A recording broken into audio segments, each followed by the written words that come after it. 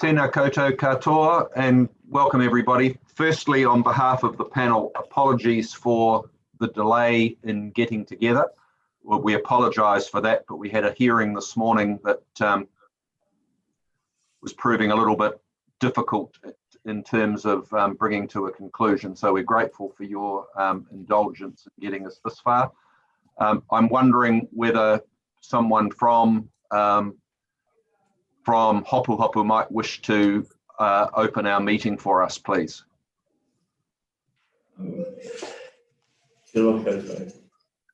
Kia honore he ko e ki tātua, he maunga roa ki te whenua. E whakaro pai ki ngā tangata katoa, hanga i tātua he nākau hau, ki roto ki tino mātou, a te poinga te wale o tapu. E āwhina, e tōtu i a mātou, e aho hoki ngā mahi mō tēnei rā. Amen. Thank you for that. Look, just the panel's had a conversation prior to the start of the hearing, and we'd just like to make a couple of observations before we start. I think we acknowledge fully, well, not, I don't think, I know, we acknowledge the importance of this proposal at Hopuhopu to Waikato Tainui. Having said that, we also know that the proposal itself is not opposed by anybody. I don't mind signalling that the panel is supportive of it. So we see the hearing today as being very much a matter of formality from our point of view. We may have a couple of questions of some individuals of a very focused nature, just so that we understand a couple of points of detail. And I know that you folk will have spent a considerable amount of time preparing for today, which we're grateful for because we've read the information that you've provided.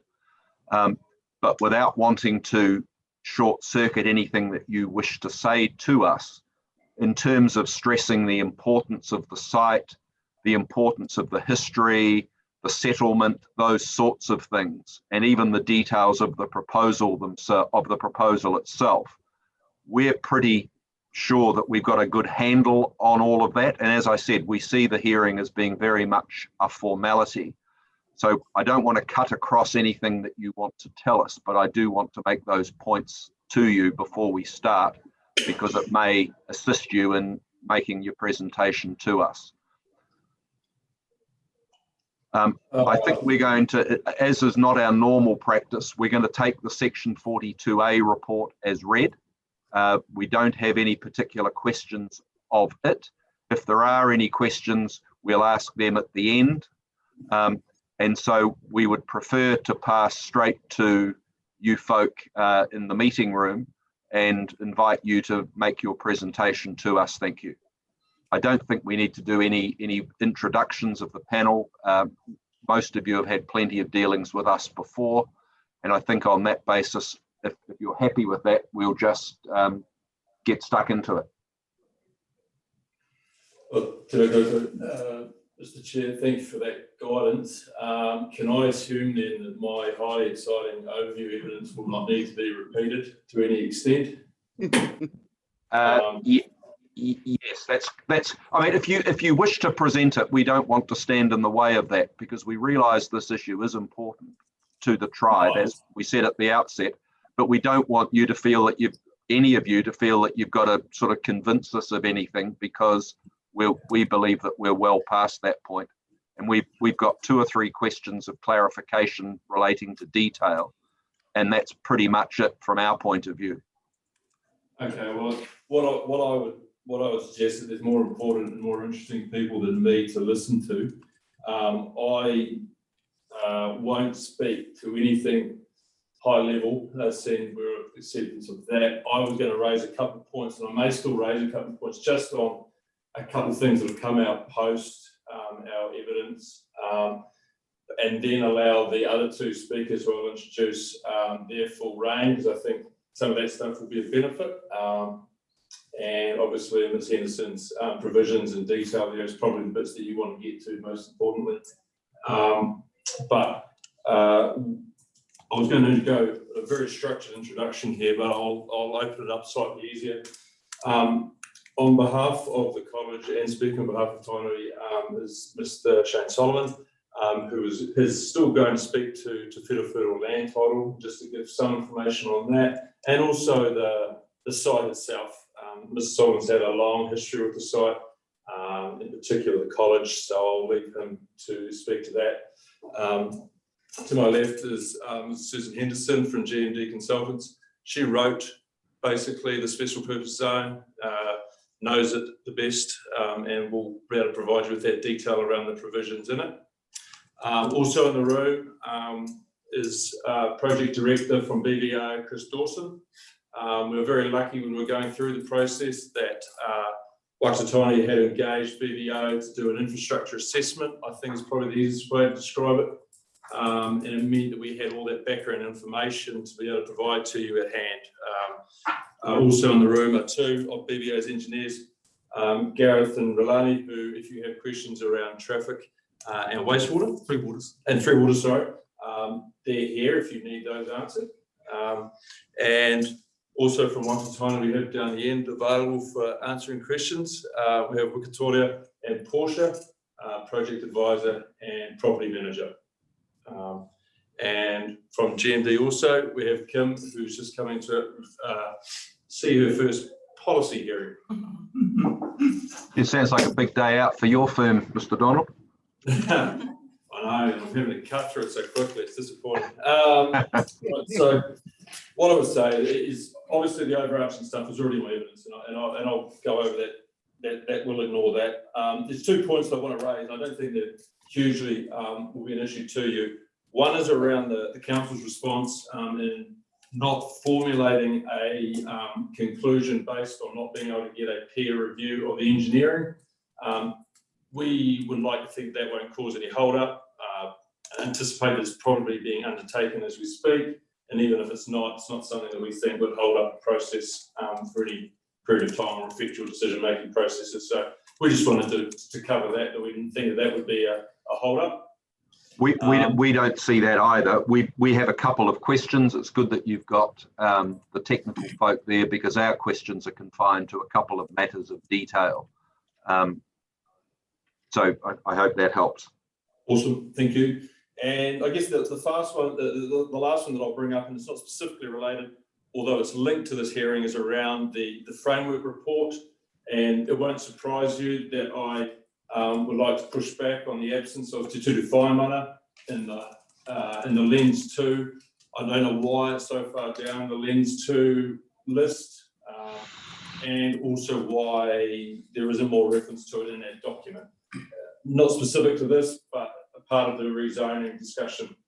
So just wanted to reiterate that we, given the weight that Te Turu Whaimana has, we would have liked to have seen it right at the top of that Lens 2. And that's as much as detail I think I probably need to go into, Mr. Chair.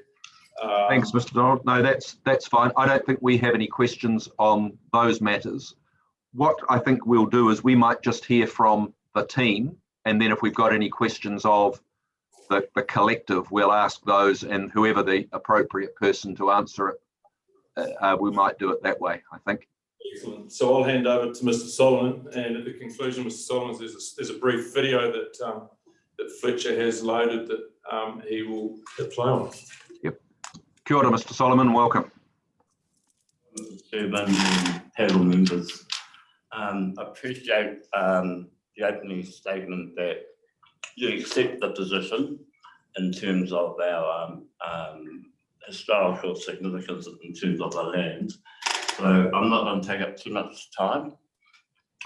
Just to point out a couple of things, that the significance of Hopuhopu for the iwi actually have firstly in the historical connection, going back to the mission school and the occupation of the area by Ngāti Mahuta as a principal hapu. The establishment of the mission school back in the 1850s, and the importance of that was the gifting of the land to the Bishop of New Zealand to build those mission schools. And then the subsequent use of those lands up till the Hopuhopu confiscation into 1867, when the mission schools became defunct, but the church still retained authority over that gifted lands. Right up until the 1920s, with the taking of the land as part of the Public Works Act for the establishment of the army base at Hopuhopu. And then right through to the 1989, when those lands were declared surplus, and as part of the settlement negotiations between Waikato and government, and also with the generosity of the church to return those lands to the original donee of the gift, which was the tribe. So in 1991, those arrangements were entered into, and the lands were returned in 1992 as a gesture of good faith, goodwill by the government to those negotiations, the Hopuhopu negotiations. So they were returned prior to the settlement date of 1995.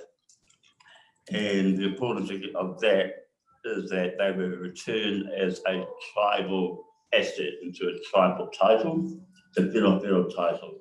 So returned under the name of the first Māori temple, so the Whiro. And for the benefit of all tribal members. So it's an inalienable title. It's not strictly Māori land tenure, and it's not strictly a general title, but it's a hybrid of both. But it is registered as general title.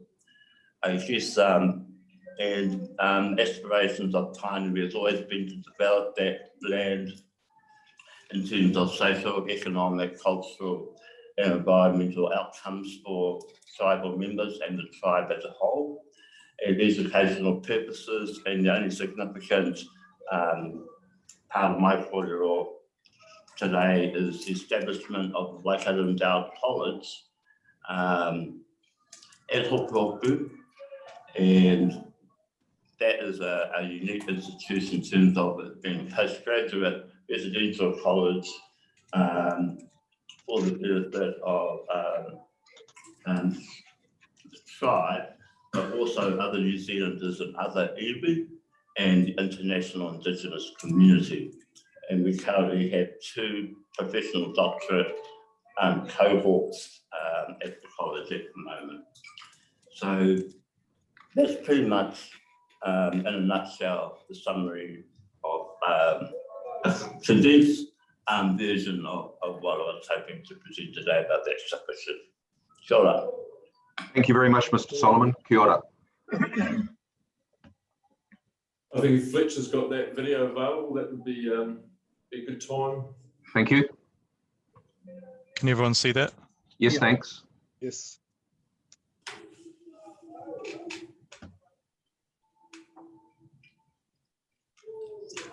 Sound is down. He's got to share the sound. Fletcher's got to share the sound. If you can hear us, Fletcher, you need to share that sound. I can hear it on my side. Are you guys unable to hear it on your side? No. Not at the moment.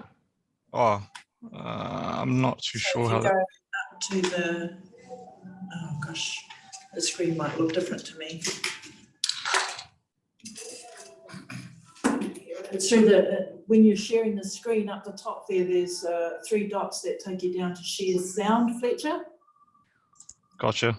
Let me know if you can hear this in 2 seconds. Yep. Okay, sounds good. I can hear something. Yeah, we can. Thank you.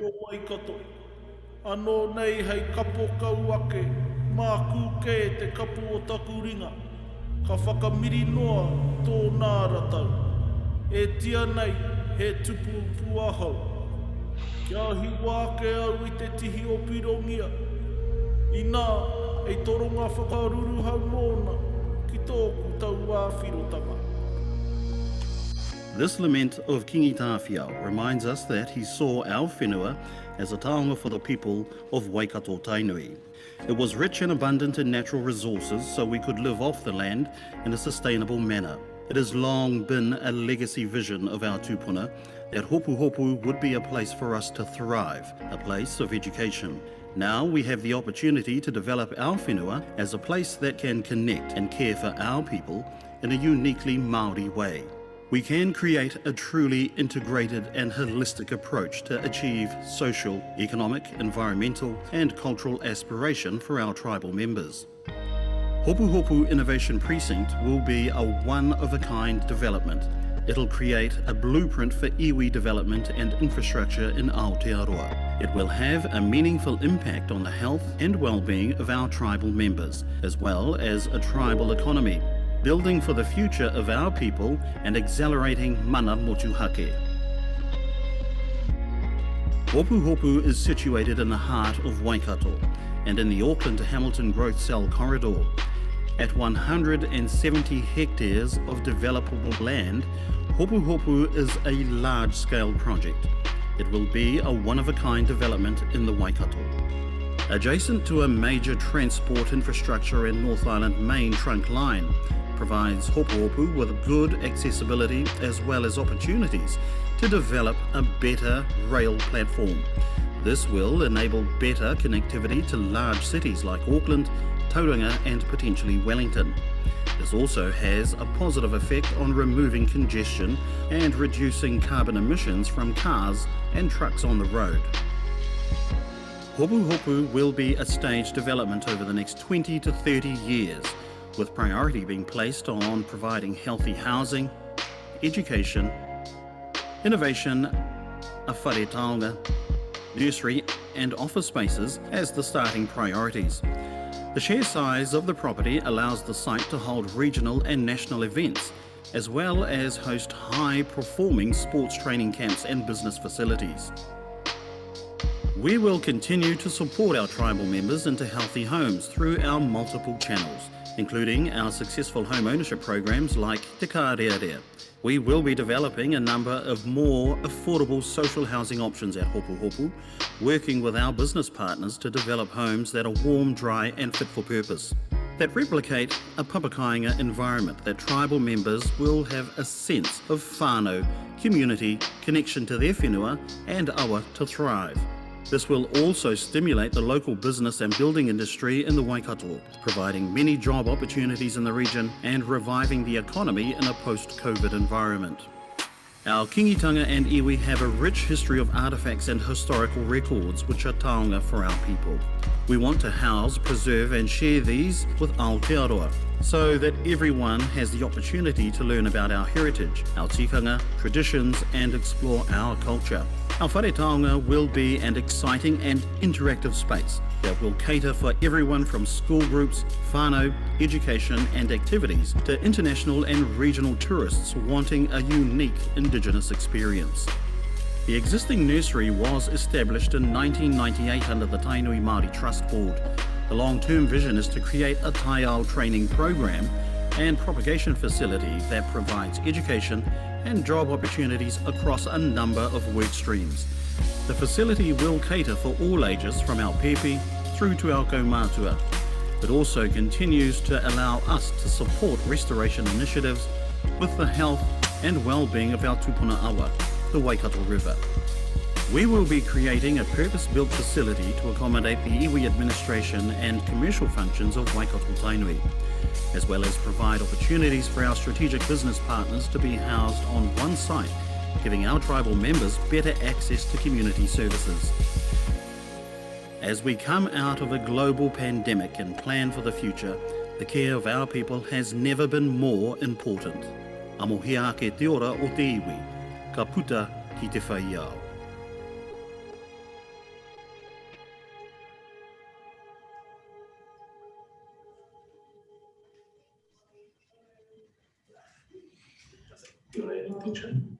Fantastic.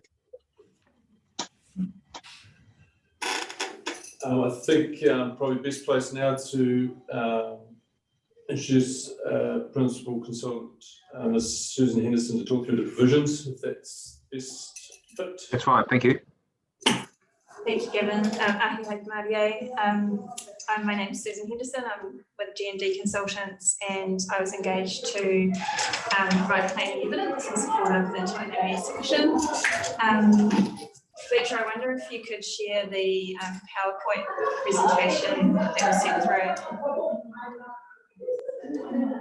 Thank you.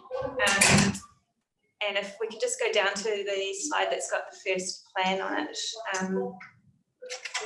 I'll just quickly talk through. I was going to go into a bit more detail, but I will just keep it at a high level, and if there's any questions at the end, feel free to ask. Thank you, that's great. Thank you. This is just the operative district plan zones. So the site contains 4 zones in the operative district plan, being rural, living and business. The largest area comprising the sports fields and other open spaces rural. The endowed college and its grounds in the middle there in the red colour are in the PAR zone, and the living and business zones cover the existing housing and business areas. So Fletcher, if you could flip to the next slide, please. Thank you. This shows the proposed district plan provisions. So under the notified version of the proposed district plan, the open space and endowed college area were rezoned to rural zone, and the existing residential and business areas remained in residential and business zones respectively. So if we go to the next slide. This is just a summary of the proposed provisions. So we have worked together with council staff to develop zone provisions for a special purpose zone, Hopuhopu, which it is proposed will be inserted into the district plan as a new zone. In my evidence, I've described the proposed objectives and policies for the site, which seek to support the development of the tribal hub, the administrative and educational headquarters of Waikato Tainui. And we have a number of policies that establish precincts which broadly describe compatible activity types. So on the next slide, we've got a picture of that. So I'll just quickly describe this. So the yellow area near to the river is the proposed residential precinct, and part of the area is already occupied by housing, and then the precinct extends further along the river, although set back from the river. The light pink area is the Hopuhopu Education and Conference Precinct. That's the location of the existing endowed college and the associated buildings. And it covers pretty much the same area as the PAR zone previously covered, slightly smaller because we've just amended it to follow the entrance to the site and some topographical parts of the site. Precinct 3, which is the purple, is the Hopuhopu Business Precinct that's located where the Waikato Tainui Parliament buildings are currently there, and existing meeting rooms, visitor accommodation and site maintenance activities. And then the green area is the open space area that largely reflects the operative district plan rural zone extent, and then existing sports fields and areas of open space are located in that precinct. And then we have the Hopuhopu mixed use precinct shown in orange, and that replaces part of the residential zone and part of the business zone, and is located along the riverside adjacent to the main entrance to the site. Now I was going to go into detail about each of those precincts, but it sounds as if you've already read through that. Would it be helpful to do so, or we're in your hands. I don't think you need to, but you're welcome to. Okay, thank you. Without probably going into the, the minute detail, but over to you. Okay. Well, what I might do is just cover very broadly what each of the precincts is doing, and that would be helpful. Going into detail. Thank you, Fletcher. So this is the residential precinct, so it provides for residential development that largely reflects the existing provisions, but we have made provision for papakainga housing because that wasn't actually provided for in the proposed district plan, just because of how the definition of Māori land worked, which doesn't include te whiriwhiri title. So we've made provision for public hanging and Matua housing as separately defined activities.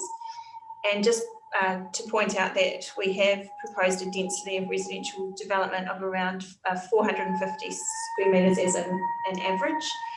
And that's to sort of limit the yield to equivalent to what could have been established in the operative and proposed district plans. And just to clarify, although I've got that on the slide as 16.4 hectares, it's actually 15.4. Sorry, that was an error. Right. Thank you. In my evidence, and Betty did fix that in her evidence.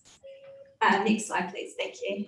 So the next precinct is the Education and Conference Precinct. So that is the location of the endowed college, and the provisions for the precinct have been tightened up when we compare it to the operative PAR zone, which was quite permissive. So we're providing for a smaller range of a more specific range of activities to reflect the existing and proposed use of that part of the site as the endowed college.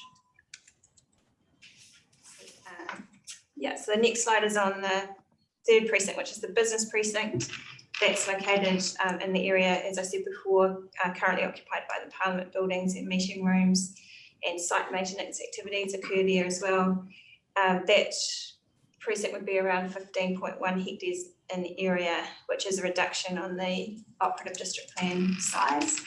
And we've got a slightly tailored range of activities when compared to the proposed and operative district plans, just to allow for the types of activities that are envisaged there. And one in particular around the opportunity for business incubators. And there's also a potential basketball court area that you might have seen in the video. So we've made provision for that. Next slide, please. Thank you. So the open space precinct, that's probably the majority of the site. That incorporates some rural and recreational facilities, including the existing sports fields and facilities. And provision is made for some specific activities, including wholesale plant nursery, carvers workshop, and environmental education facility. And the final precinct is the mixed use precinct, which is located in the middle of the site, and it's proposed to be the heart of the development. Provides for a mix of residential, and that's primarily kaumātua housing, cultural, there's whare taonga provision, and administrative uses for the Waikato Tainui headquarters and offices. There's also provision for a kohanga reo in that area, and potential for a small convenience retail and cafe associated with that development. Part of that precinct was zoned living and residential in the previous plans, and the total area proposed is 8.5 hectares. The combined area of that mixed use and the business area is approximately 23.6 hectares, which is slightly smaller than the previous business zone area. So that's all I wanted to cover. I do have a slide there on the servicing. A significant amount of work has been done by the BBO project team in support of Waikato Tainui plans for the redevelopment of the site. And technical reports have been prepared and investigations undertaken. And the BBO team is here as well to answer any questions in relation to that, should you have anything you wanted to go into in detail.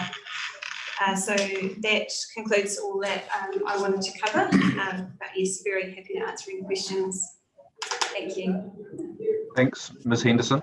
As indicated, I think we'll hold any questions till everyone's said what they want to say, and then we can ask them more generically and the appropriate person can answer them, but not sure what else there is you want to tell us.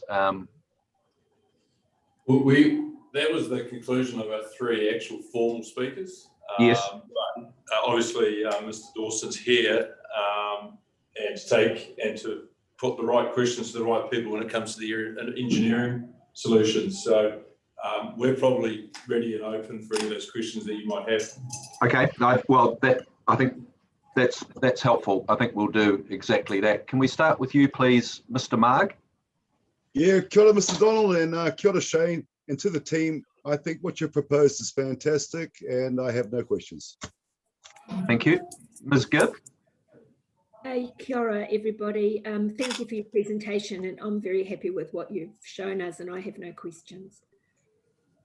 Thank you. Ms. Sedgwick? No, nothing from me, thank you. Mr. Fulton? Oh, Kira, just wondering, I didn't notice there, but are you intending to put any health providing facilities in that on site? Is it intended that some of the stuff from Nawahi may get transferred to there, or will it not be provided for at this stage? Yeah, not to replace but complementary. Hi, Susan here. There is provision in the zone for health facilities in Haiora, which is a type of health facility. And I think the proposal is that there would be facilities that might be complementary to facilities you might find in Ngaruawahia, but not to replace those facilities. Okay, thank you. Thank you. That's Thank all you. from me. Thank you. Thank you. Mr. Cooney? Yes, Ms. Henderson, can I just ask you a few questions about the issue of site and the activity effects, because I read somewhere that that each development or each, say, residential house doesn't have a site per se, and the site is described as the large site itself. Yes. So when you translate that into the activity effects like noise, because in the district plan, noise is controlled that it must not exceed limits within any excuse me, within any other site, and there's other things too, like daylight emission and fences and walls and things like that, which refer to sites. So can you just clarify how is that going to be dealt with? Yes, thank you for the question. This particular issue did occupy our minds in terms of how to deal with such a large site in single ownership, and noting that subdivision is to be a non-complying activity, so there is no intention to subdivide these into smaller sites. So we did have to take a look at the existing plan provisions, which are based around individual sites. So the approach that's been taken is to ensure that all of those provisions still apply at the edge of the site for the site boundaries, so that any neighbouring properties have the same protections, I guess, as the existing plan would provide. That's outside the whole of the Hopuhopu site. Yeah. Yes, that's correct. Yes. And then within the site, generally it is the way that we've set it up is that the effects will be controlled by Waikato Tainui as a single landowner. We have got some provisions that will require certain design features to occur, and we've got some policies in particular around having strong urban design elements. And when it comes to residential, we have attempted to, essentially without using the word site, we've set it up to have an average of 450 square metre housing. So that doesn't mean that each house will be on a 450 square metre area or curtilage, but that over the entire residential area there'd be an average.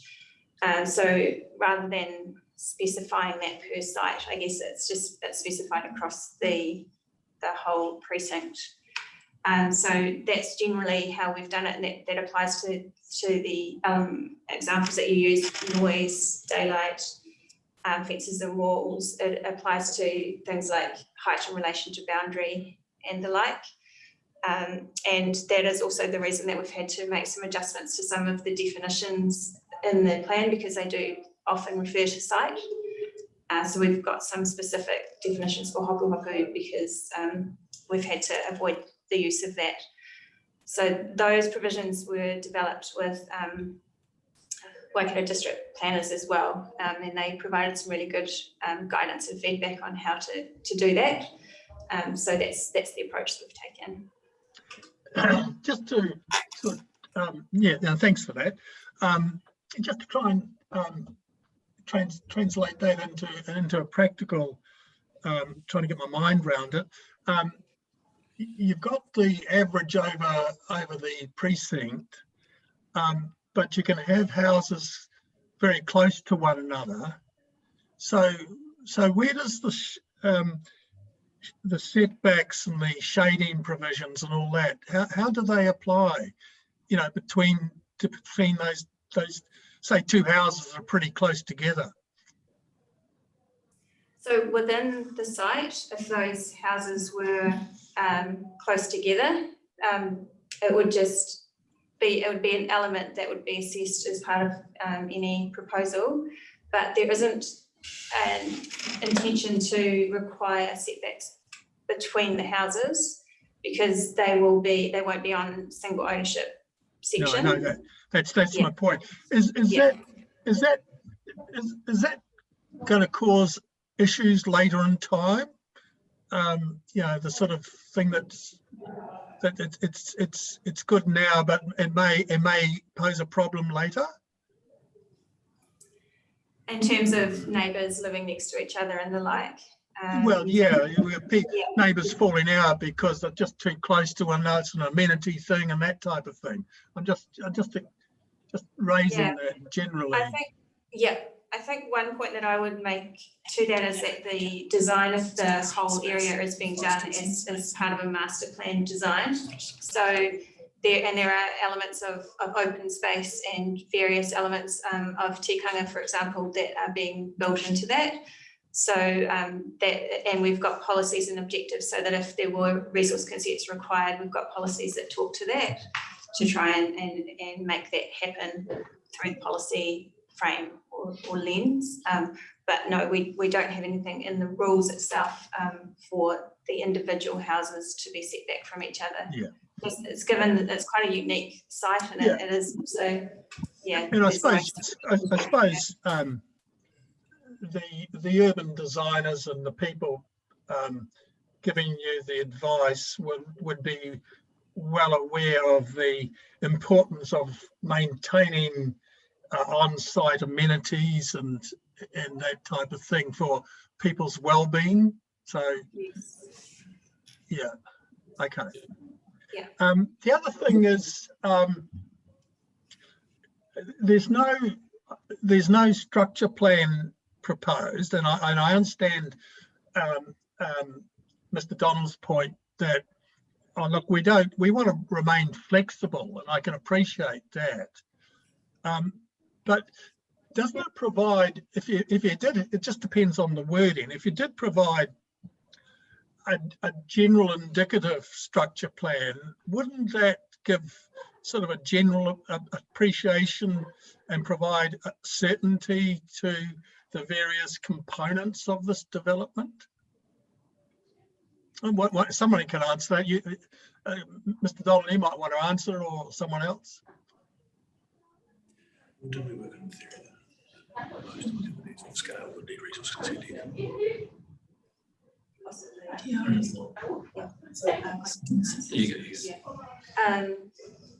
So essentially, when we were writing the rules, we did look at that as an option. I guess there were a few issues raised by Waikato Tainui in terms of doing so.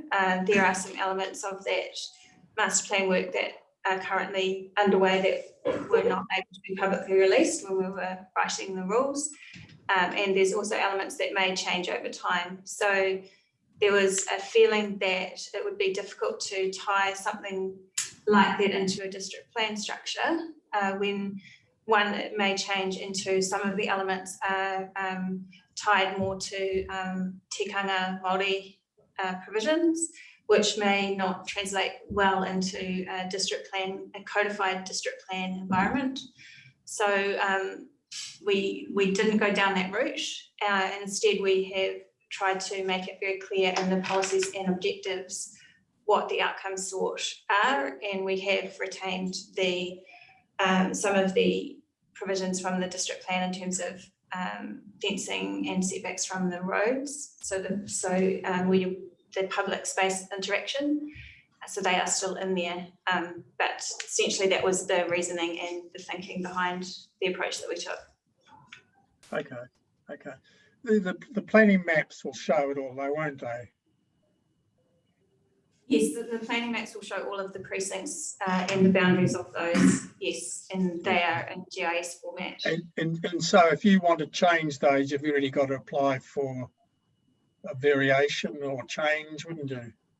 Yes, that's right. It would have to be a plan variation or plan change. So they are locked in. Yes. Yeah. Okay.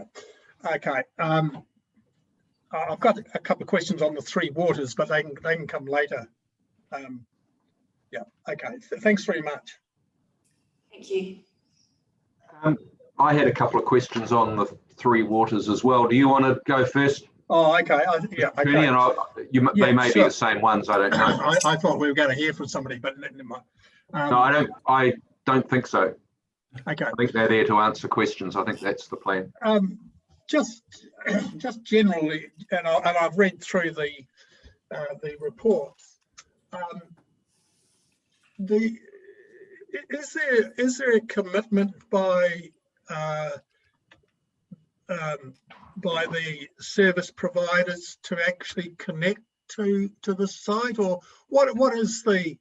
Can you just someone give us an overview of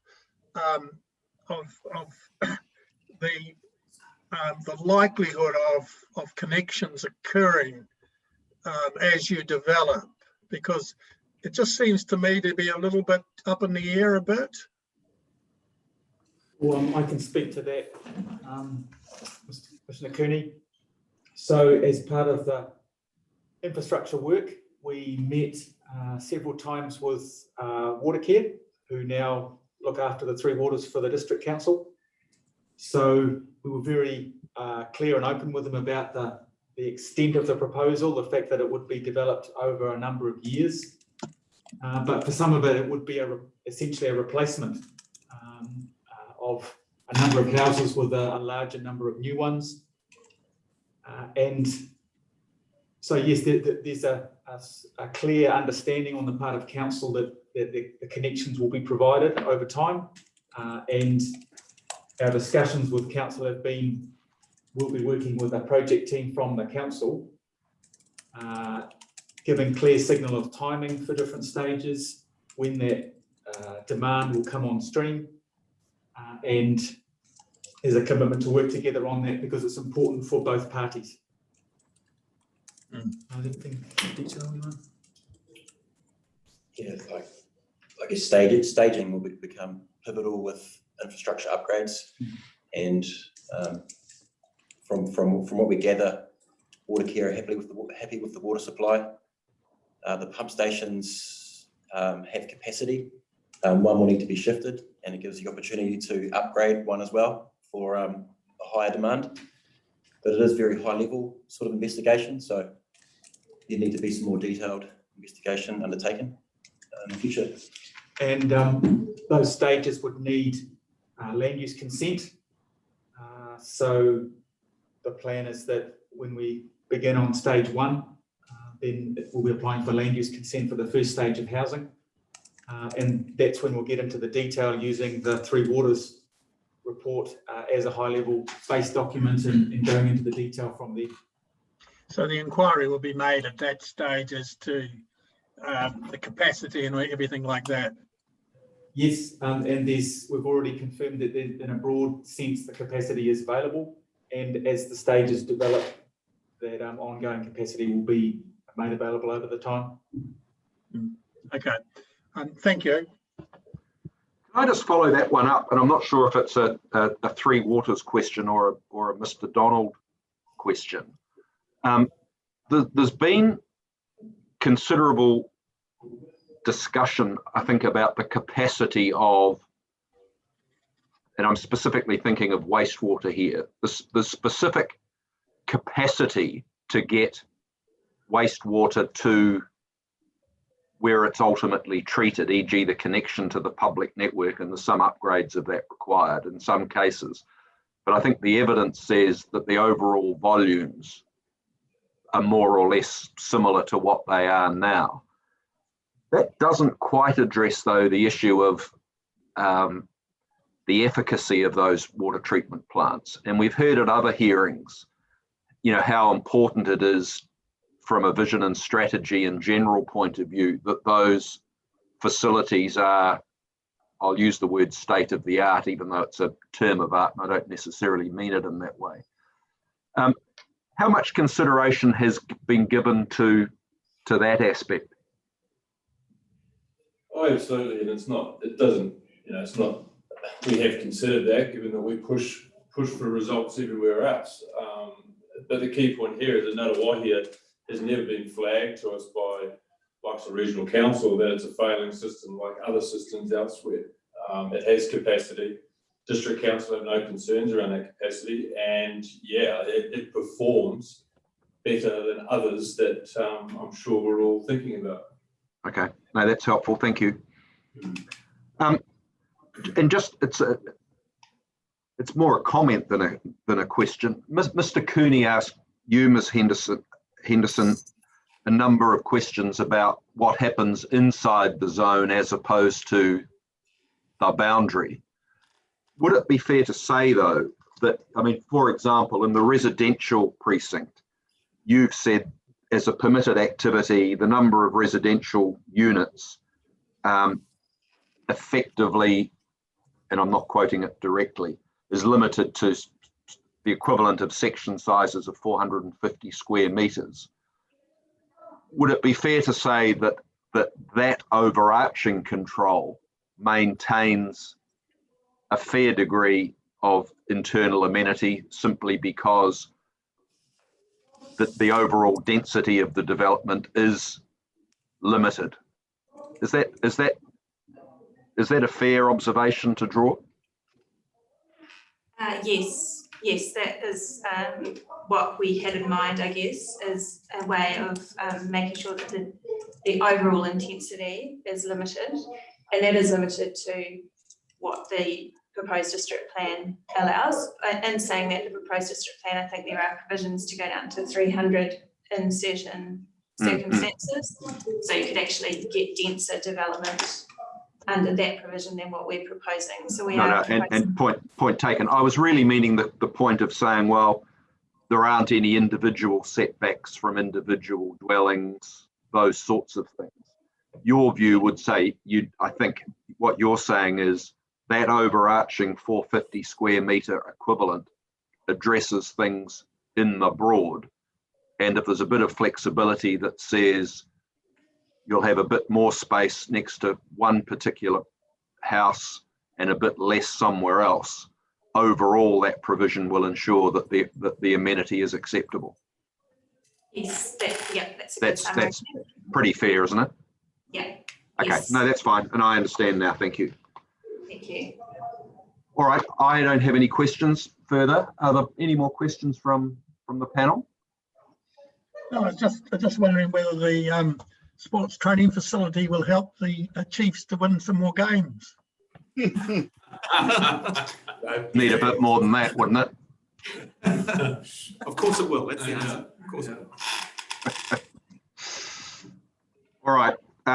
Look, I know this hearing has been somewhat brief, but I think you understand why, and we understand why. So I think it's because we've all given this considerable thought before today. So I don't want anyone to feel that they've been shortchanged in terms of not being able to present the proposal to us, because the information that we've received, including the prior technical reports and so forth, have made the case pretty strongly. So as I said at the start, it's something that the panel is comfortable with. And I'd hate anyone to leave today saying, gosh, we put all this effort in and we were all done and dusted in, under an hour. They didn't take much notice of us. Nothing could be further from the truth in that regard. Mm-hmm. So I just want to make that point very clear. And I think on that basis, the formalities are at an end and we'll adjourn. But if someone from your room, Mr. Donald, could close proceedings for us, that would be helpful and appropriate, please. Thank you, Mr. Chairman. I appreciate your time and the panel's time, and understand that you have given full consideration to the proposal. Kia tau, kia tātou katoa, tātou whae, o tō tata i hiukarati, me te ala o tātua, me te titi tanga, ki te wālero tapu āhi a whē. Amen. Yeah, Kia ora. Well, thank you to the panel. Certainly appreciate the shorter version rather than being grilled for a couple of hours. So, thank you, Mr. Chair. Thank you all very much. Thank you all. We'll see you next time. Thank you.